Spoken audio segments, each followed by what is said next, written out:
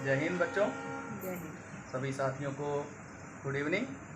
Good evening. आज हम आपको स्वर और व्यंजन के बारे में बताएंगे। सबसे पहले स्वर के बारे में बताएंगे कि स्वर कैसे पढ़े जाते हैं और एग्ज़ामों में कैसे पूछता है स्वर के बारे में, और स्वर कितने प्रकार के होते हैं। देखिए,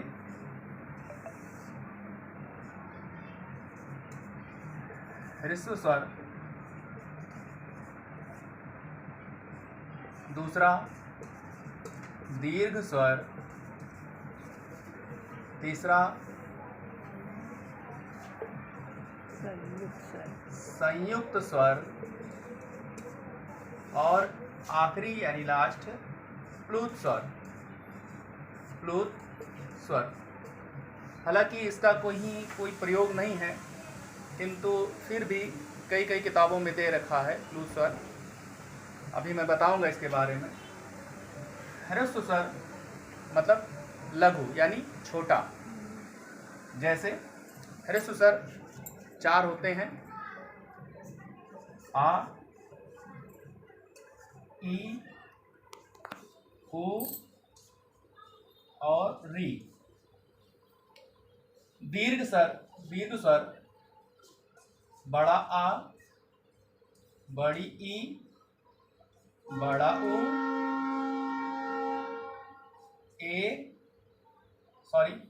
ए नहीं रहेगा, ये तो संयुक्त में आएगा। बड़ा आ, बड़ी ई, बड़ा उ। उसके बाद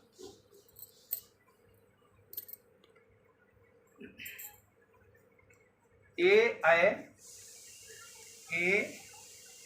ऐ ओ औ, ये संयुक्त स्वर।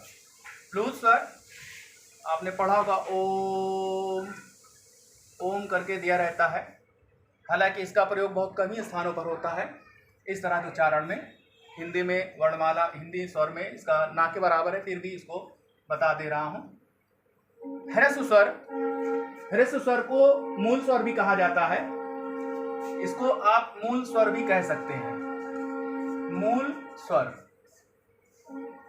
दीर्घ स्वर को हम सजातीय स्वर भी कहते हैं। एग्जाम वगैरह में पूछता है कि सजातीय किसे कहते हैं। इसको सजातीय स्वर भी कह सकते हैं, सजातीय स्वर भी कहा जाता है। और संयुक्त स्वर को विजातीय स्वर कहा जाता है। विजातीय स्वर,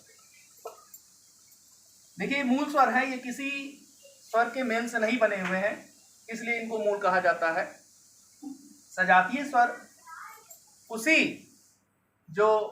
उसी जाति से बने हुए हैं, अलग अलग स्वरों से नहीं है। जैसे मान लीजिए आ प्लस आ बराबर बड़ा आ, इसी तरह ई प्लस ई बराबर बड़ी ई, उ प्लस उ बराबर बड़ा उ।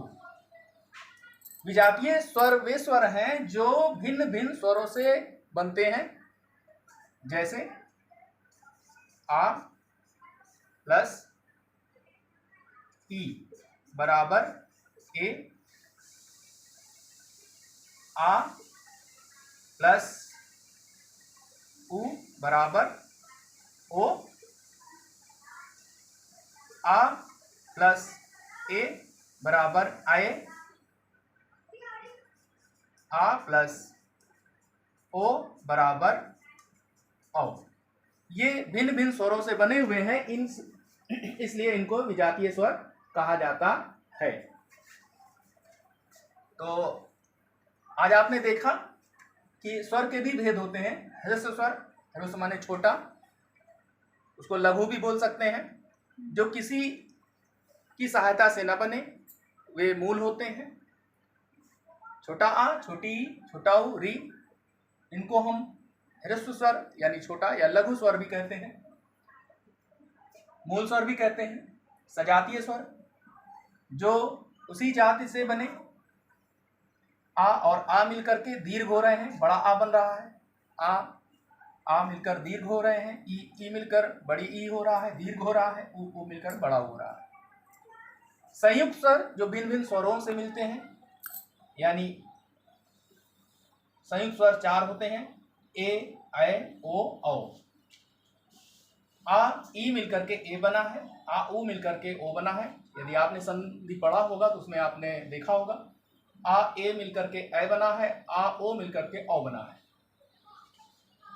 इसको संयुक्त स्वर या विजातीय स्वर भी कहते हैं। कभी कभी परीक्षाओं में पूछ लेता है कि विजातीय स्वर किसे कहते हैं, और ऑप्शन में 4 ऑप्शन देता है।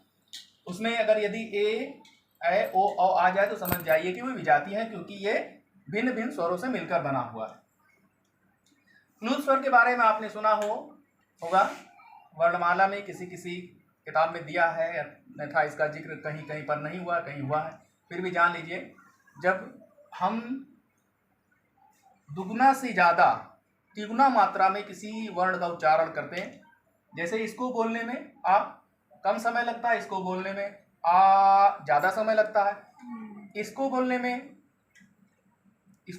तिगुना समय लगे, यानी ओ और ज़्यादा मात्रा में वायु निकली, तो वहाँ पर क्लूज स्वर होता है। इसका प्रयोग बहुत कम ही स्थानों पर होता है, तो इसलिए इसको क्लूज स्वर कहते हैं। अगर बाय द वे आ भी गया तो आप बता सकते हैं कि इसको क्लूज स्वर कहते हैं।